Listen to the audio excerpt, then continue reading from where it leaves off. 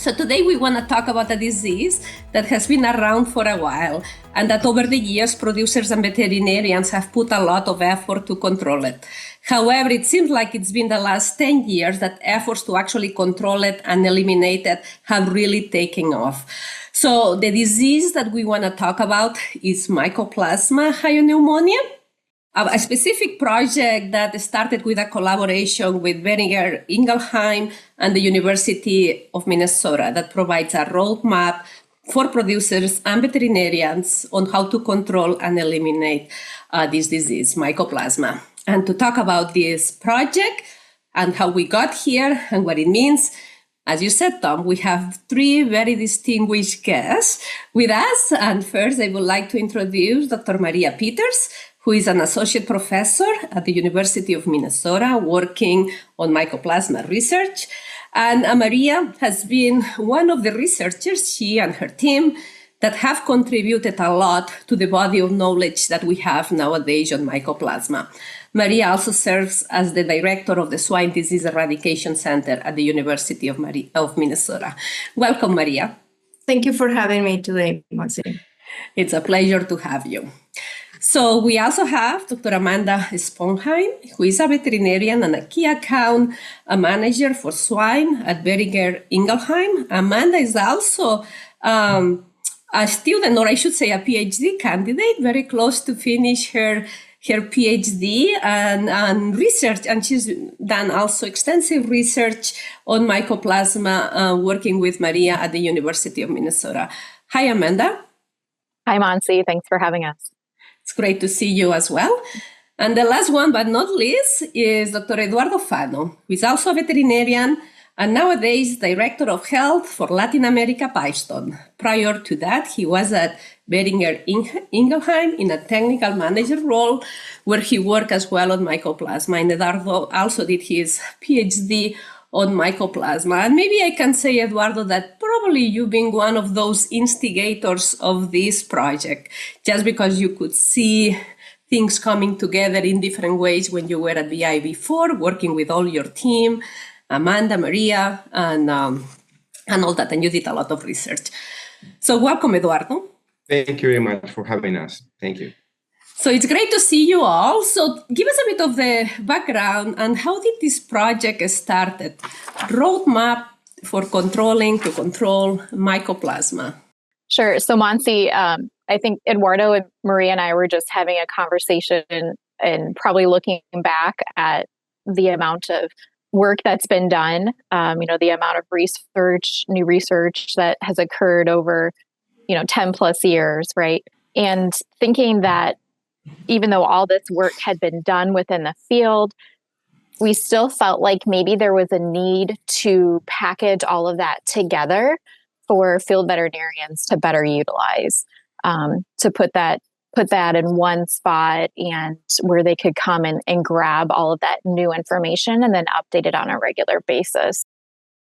And it's a roadmap, Amanda, to elimination, right? I mean, that's the ultimate goal of what you're trying to put together with different options is to eliminate the mycoplasma from sites.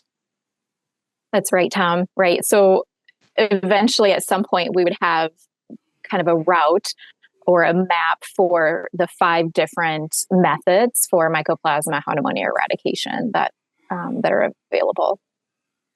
So Gordon, and this goes back, you said you got 10 years or so. This has been in the process, right? That you guys have been working on moving this direction with this roadmap and elimination. It brings me back to about that time frame where you were involved with a couple of sow farms that you work closely with just struggling with mycoplasma, and at that time working with Amanda and others to try and understand where the bacteria was and what to do with it and how to potentially eliminate it. Do you remember that? Sure. There's a long history here, Tom. Matter of fact, it's good to have Eduardo, fact check some of this history, because his initial work as a student of Carlos Pijuan was in this area on some of our sow farms. So gosh, it goes back longer than even 10 years. It might go back 25 to 30 years, wow. A long time. And, I really like how Jeff Zimmerman laid this out. at the recent AASV, where he talked about first consensus, then knowledge, then leadership. Well, that consensus was being built back then, Tom, because there was a value to producing pigs that are mycoplasma negative. And there continues to be a value, especially if there's co-infection with other viruses, namely PRRS. A PRRS plus a mycoplasma positive pig was not something our producers were very happy with. And so that value built that consensus, and that consensus then is leading to this body of knowledge in this roadmap. So I congratulate Amanda and Maria from the academic side, and Eduardo with a long history in this space of providing. Now we can finally put those three steps together. We know the value creation. We know the knowledge base that's here, that's being very clearly put into one convenient spot. And now all we need is veterinary and producer leadership to implement on our farms. Yeah, it's been around 20 years ago when I started working with Carlos Pijuan. He was having all these questions that we needed to focus in a different way. How we manage MHP control, Mycoplasma hyopneumoniae elimination. And we were thinking on the sow herd as well, and all the questions we need to answer in order to start developing the first draft of mycoplasma elimination programs, going back 20 years, 25 years ago, where the first question, it was just to prove that there was a correlation of the prevalence of winning with the severity of disease of mycoplasma on the finisher. So right there, the second question, it was the duration of the infection and persistence. And this is where Maria Pieters came to the university and started working, answering that very specific questions in all the dimensions. So yeah, it's been very interesting because those questions were on the answer. They were the base of all the studies and everything that it was right after those studies or time where we were discussing all these things. Reflecting on that is, I think you said it, right? It's the impact. First, look at the impact of the disease and that association about you have disease at weaning. The more disease or the more pigs positive you have at weaning, the higher the impact during the growing phase. To me, that's a key information. And then you finish your PhD and Maria came along, and then you dove into, okay, what are the factors that contribute to that mycoplasma at weaning, but more from the south side and the gills in particular, right, Maria? And a famous number, 240 days, I believe, that your research show, and it's almost like a flag, right? If you want to eliminate mycoplasma, at least you have to have 240 days of gills since they became infectious. That, I think that's a key piece of study, Maria, that you did. And maybe I would like to jump in here and maybe try to take us out of the dating side. We have been dating each other for, saying how long we have been working on all these, right? And but I think that the value of this is that we have been able to see, like historically, all this has happened, and not only within this group, but, outside of this group. And it has been, to me, it is super exciting to see that it is not only in the academic area, right, but in the field, we see everybody working and, like so many practitioners doing some things in different ways, but we have been learning all this time. And when I came to the University of Minnesota, I inherited projects, like the 240-day project. That's something that Eduardo and Dr. Pijuan thought of, and then we started working on that. And today, just with the paper that we published last year, we know that 240, that's not a time that is written in stone. We know, now if the pigs are infected with PRRS, for example, that number can change. We have learned so much. And I think, for this project of the roadmap, the most interesting part has been to see that we have been able to put together, to package in a way, all this information. And there are so many resources, and not only as peer-reviewed documents, but there are podcasts, and there are spreadsheets, and interviews, and small presentations. All of that counts, and that comes from different sources. And I think that the roadmap has been a great way to put all that together. Maria, you mentioned the collaborative effort of practitioners and field researchers and academia and producers, of course, have been a very big part of that. Just in this roadmap, you've given us the opportunity to look at that right now and see what that looks like. And it's well laid out. It's easy to follow, even though there's complexities within the different pathways you can take for elimination. But talk to us a little bit about how that collaboration looked, how many people were actually involved, because you talk about your resources, you talk about these different places along the pathway that have to be done in order to be successful.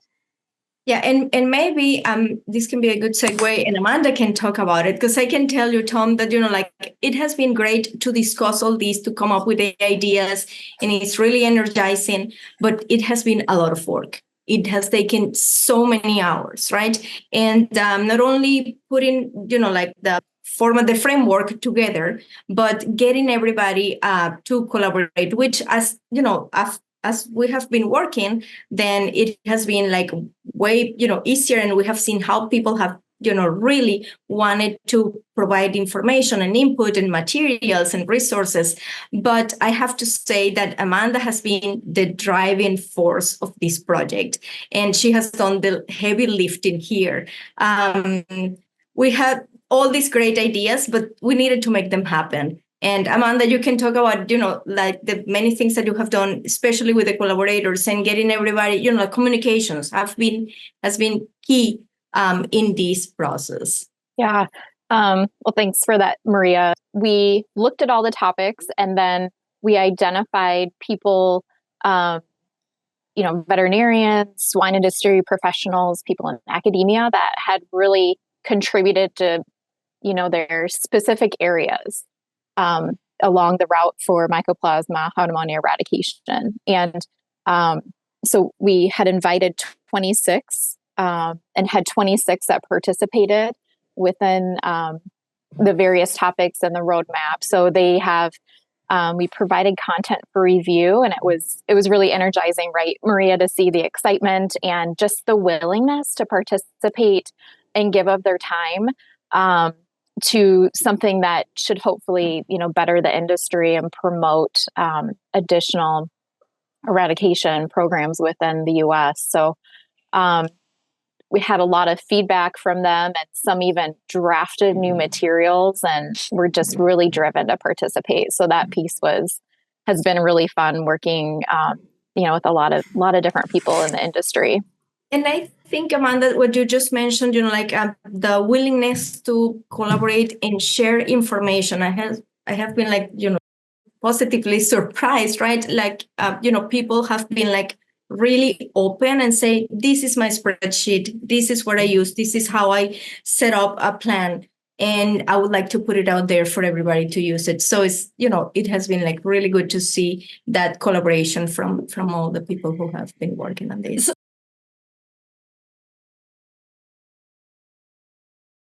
Gordon, it's encouraging from my perspective when you get collaboration like this and you see success. Like we've really seen success now with mycoplasma elimination on a lot of farms, and you've been pushing pretty hard on the U.S. industry and our significant issues that we have with especially wean to market mortality, and it seems to me, and the cost of production that goes along with that. It seems to me that more of these collaborative efforts this is a prime example of how we can work together as an industry to continue to eliminate disease organisms that are causing significant economic problems. Isn't it interesting that we pick mycoplasma and are successful at that elimination when there's probably lower hanging fruit in the industry? As a national industry, clearly PRRS is the pathogen that would probably yield the highest value of an effort. So maybe I you ask a great question, Maria or Eduardo or Amanda. What if we're successful now with the body of knowledge that we have with mycoplasma elimination? What lessons can be learned and applied to other pathogens? Definitely, Gordon, that's something that we have already thought of, right? Like, it's okay, this looks great. Let's see how it is received out there, right? And how people use it. But then what comes next? And at this point, what we have discussed has led us to think that maybe PED will be another one that maybe, the pieces are out there. And it's a matter of, trying to put them together in a way that people can access them in an easier way, and being able to go to a single spot to get all that information.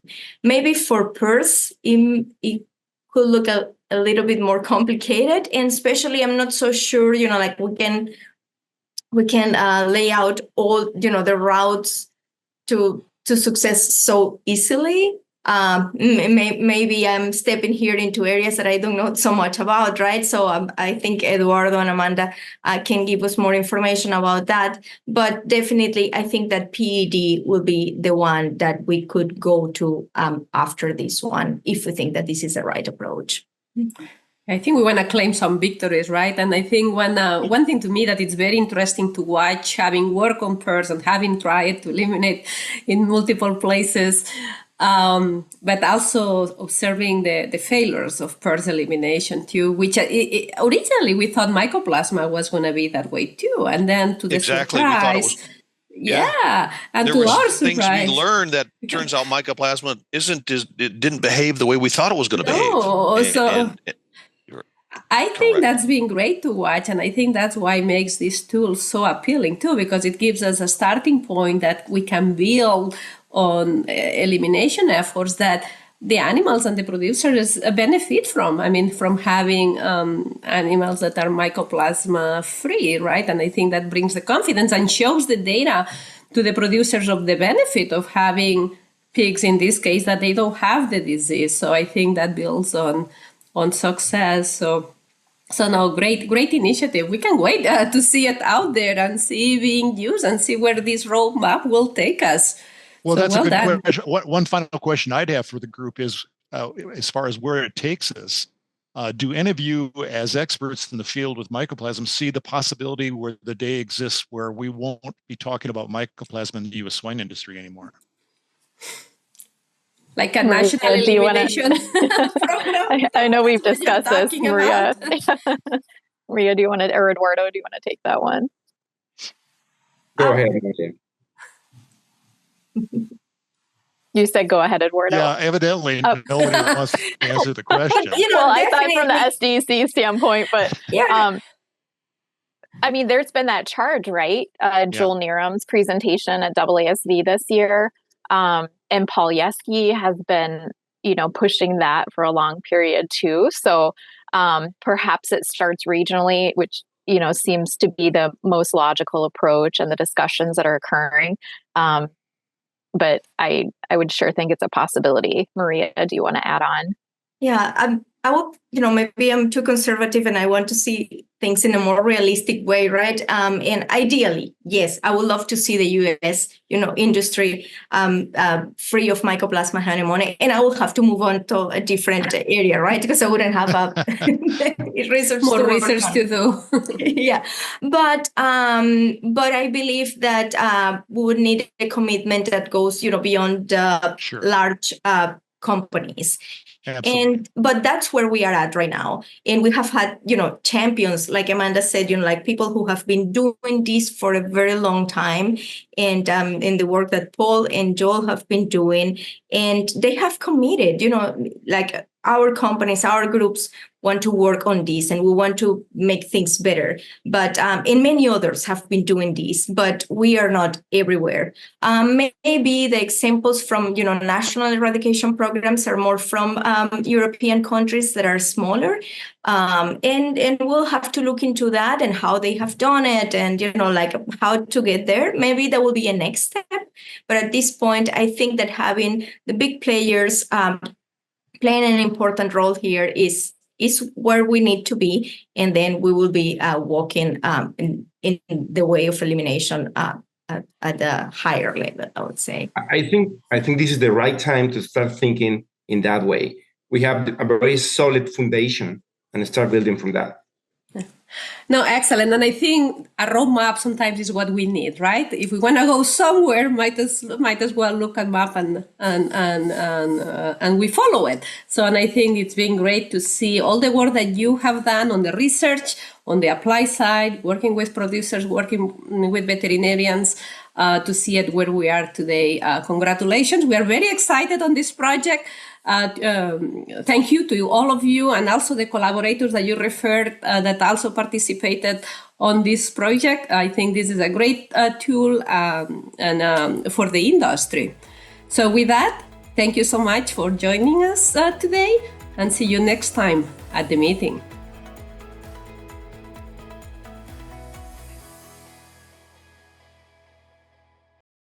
This episode is exclusively sponsored by Boehringer Ingelheim. The views, opinions, or positions expressed are those of the speakers and may not reflect those of any other organization.